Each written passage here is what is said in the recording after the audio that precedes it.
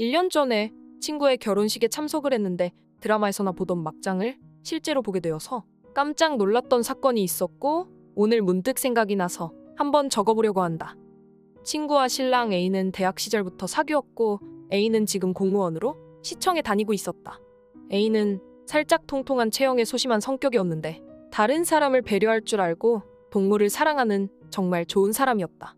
친구는 대학 시절에도 예쁘다고 유명할 정도의 미인이었는데 성격도 좋고 항상 웃는 얼굴에 멋진 여성이었다.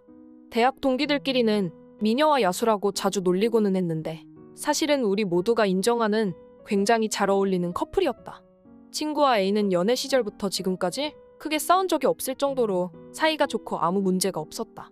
그래서 이 멋진 두 사람의 결혼식을 참석자 모두 따뜻한 시선과 축복하는 마음으로 기대하고 있었다.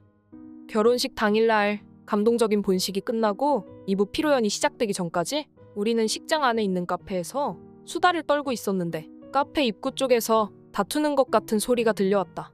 나는 무슨 소란인가 싶어서 상황을 살펴보러 갔는데 저 A 오빠를 만나게 해주세요. 제 뱃속에 A 오빠의 아기가 있어요. 제발 오빠 좀 불러주세요. 카페 바로 옆은 축의금 접수대였는데 어떤 여자가 울면서 난동을 부리고 있었다. 그 여자를 자세히 살펴보니 고등학생이라고 느껴질 정도의 앳된 얼굴의 소녀였고 마침 접수대에 앉아있던 대학 동기가 나에게 도움을 요청하는 눈빛을 보내고 있었기에 나는 일단 서둘러서 신랑 가족 대기실에 달려갔다. 쉬고 계시던 A의 부모님께 다급하게 상황 설명을 드렸고 두 분은 이야기를 듣자마자 얼굴이 새파랗게 질려서 소녀가 있는 곳으로 향하셨다. A의 부모님은 소녀에게 자세한 이야기를 들려달라고 말했다. 소녀는 서럽게 울고 있었지만 야무진 말투로 자초지종을 설명했다. 오빠와는 반년 전에 처음 만나서 바로 사귀게 되었어요. 오빠는 제가 고등학교를 졸업하면 결혼하자고 약속을 했습니다. 하지만 최근에 연락이 전혀 되지 않았어요. 소녀의 이야기를 이어서 해보자면 A는 최근에 갑자기 소녀의 연락을 무시하기 시작했고 그 후에 소녀는 바로 임신 사실을 알게 되었다고 한다. 당황한 그녀는 다시 몇 번이나 A에게 연락을 시도했지만 전화는 물론 메시지도 전부 답신이 없었고 소녀는 절망했다고 한다. 그러다 문득 A와 처음 만났을 때 받았던 명함이 머릿속에 떠올랐다. A가 사는 곳도 모르고 연락도 무시당하던 소녀는 반쯤 정신이 나가 있었고 마지막 지푸라기를 잡는 심정으로 명함을 받는데 바로 연결 가능한 직통전화번호는 없고 시청의 대표번호만 있었다고 한다. 하는 수 없이 시청으로 전화해서 A와 통화하고 싶다고 말했으나 상대방에게 장난전화로 받아들여졌는지 몇 번이나 거절을 당했고 마지막에 전화를 받은 연세가 있으신 것 같은 여성분에게 자신의 사정을 구구절절 이야기를 했더니 그분이 오늘 여기서 결혼식이 있다고 알려주었다는 것이다. 소녀를 둘러싸고 이야기를 듣던 사람들은 너무나도 충격적인 내용에 모두 할 말을 잃었고 잠시 동안 정적이 흘렀다. 우리 아들이 그런 심한 짓을 저질렀다니 정말 미안합니다. A의 어머니가 울고 있는 소녀를 안아주면서 진심을 담아서 말했다. 정말 미안해. 지금 당장 이 자식을 이 자리에 끌고 올게. A의 아버지는 비통한 얼굴로 신랑 신부 대기실로 뛰어가셨다. 일단 여기 앉아서 좀 진정을 하는 게 좋겠어요. 뱃속 아기에게 무리가 가면 안 되잖아요. A의 어머니는 소녀를 가까이 있는 소파에 앉게 하였다. 죄송합니다. 정말 죄송합니다. 어린 소녀는 여기에 오기까지 상당한 마음고생을 했을 것 같았는데 A 어머니의 다정함에 안도감과 서러움이 폭발했는지 엉엉 울면서 죄송하다는 말만 반복하고 있었다. 그리고 A의 어머니가 건넨 손수건으로 눈물을 닦던 소녀의 손이 순간 멈추었고 소녀는 굳은 표정으로 어딘가를 바라보고 있었다. 저 멀리 맞은편에서 A가 아버지에게 멱살이 잡혀서 끌려오고 있었다. A 오빠. 소녀는 자리에서 벌떡 일어나서 그쪽을 향해서 뛰어갔다. A 오빠. 미안해요. 정말 미안합니다. 결혼식을 망칠 생각은 없었어요. 근데 나 아기가 생겨버렸어요. 내 전화도 안 받고 메시지도 확인 안 하니까 너무 불안해서 이렇게 올 수밖에 없었어요. 미안해요. 소녀는 울먹이면서 남자에게 이야기를 했고 너가 왜 여기에 있어? 남자는 갑작스러운 상황에 깜짝 놀라고 있었다.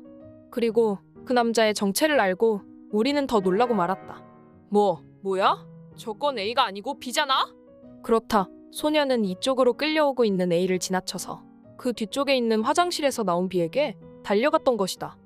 지금까지 소녀가 말했던 A 오빠는 같은 대학 동기인 B였던 것이다.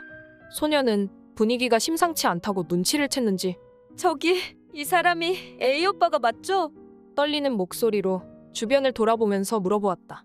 비는 보통 심각한 상황이 아님을 깨달았는지 슬금슬금 눈치를 보면서 도망갈 준비를 하고 있었다. 그러나 A의 어머니가 바로 비의 멱살을 잡아서 어딜 도망가려고. 이렇게 어린애한테 도대체 무슨 짓을 저지른 거야. 남의 결혼식을 엉망진창으로 만들고 지금 당장 똑바로 너가 한 짓을 자백하는 게 좋을 거야.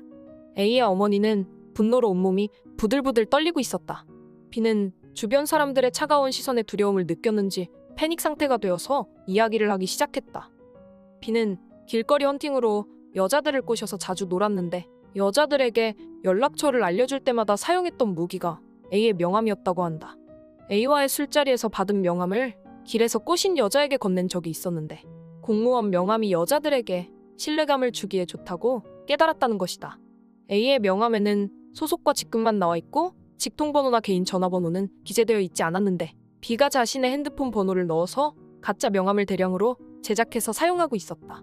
당시의 B로 말하자면 직업도 없이 부모님의 돈으로 먹고 놀기만 하는 백수였다. B는 가짜 공무원 신분으로 길에서 만난 여자들과 적당히 사귀면서 즐기다가 슬슬 질린다 싶으면 연락을 차단하고 관계를 끊는 것의 반복이었다.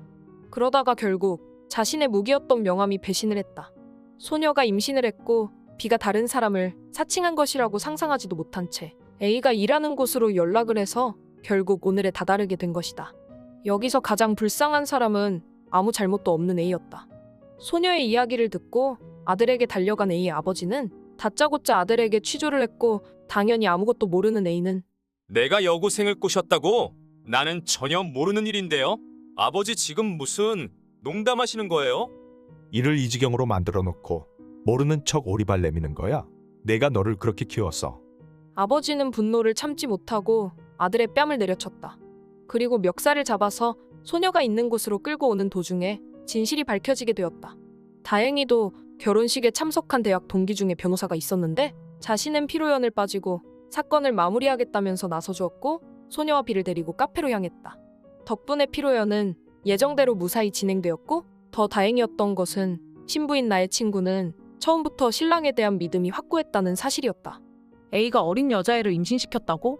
A가 나를 얼마나 많이 좋아하는데 절대로 그런 일은 있을 수가 없어. 지금까지 A는 나를 실망시킨 적이 단 한 번도 없는데? 호탕하게 웃는 친구가 정말 예뻐 보였다. 그리고 아버지에게 억울하게 맞아서 오른쪽 뺨이 퉁퉁 부은 채로 등장한 신랑을 보고 하객들은 모두 웃음을 터뜨렸고 신부는 멋쩍게 웃는 신랑을 따뜻하게 안아주었다. 나는 그 순간이 너무 감동스러웠고 평생 이 결혼식을 잊지 못할 것 같다고 생각했다. 불쌍하게도 결혼식 이후에 A의 시련은 아직 남아있었다.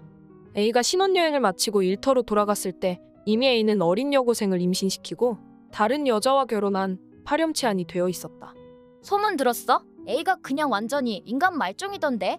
순진하게 생겨서는 뒤에서 호박씨 깐 거지. 진짜 최악이야. A는 아무 잘못이 없는데 아버지에게 얻어맞고 일터에서는 쓰레기 취급을 당하고 있었다. 다행히 결혼식에 참석했던 동료들이 A의 무죄를 사내에서 열심히 말하고 다닌 덕분에 헛소문은 사라지게 되었지만 이번 사건의 최대 피해자인 A는 한동안 마음고생이 심했다고 한다. 그리고 변호사 친구에게 카페에서 있었던 B와 소녀의 이야기를 듣게 되었다. 알겠어. 내가 아이를 책임질 테니까 우리 결혼하자. 라고 갑자기 B가 그 자리에서 소녀에게 프로포즈와 비슷한 발언을 했는데 소녀도 그렇게까지 바보가 아니었다. 내가 이런 사기꾼과 결혼을 왜 해? 라고 거부했다고 한다. 너는 지금까지 취직해서 일해본 적도 없잖아. 결혼해서 가정을 책임진다는 게 얼마나 어려운 일인지 알고나 하는 소리야. 변호사 친구는 B가 너무 한심하게 보였고 바로 그 자리에서 소녀의 부모님과 B의 부모님을 호출했다고 한다. B의 부모님은 고액의 합의금을 제시하면서 상황을 마무리하려고 했는데 소녀의 부모님은 단칼에 거절했다. B는 여고생의 나이를 알면서도 고의적으로 접근했고 미성년자를 임신까지 시킨 죄는 상당히 무거웠다. 소녀의 부모님은 그 자리에서 혼인 빙자 사기와 아동복지법 관련으로 경찰에 신고를 했고 결국 B는 형사처벌을 받게 되었다. 그리고 그 이후에 소문은 듣지 못하였고 동기들의 기억 속에서 B의 존재는 잊혀지고 있는 중이다. 마지막까지 시청해주셔서 고맙습니다. 다음 사연도 많은 관심 부탁드립니다.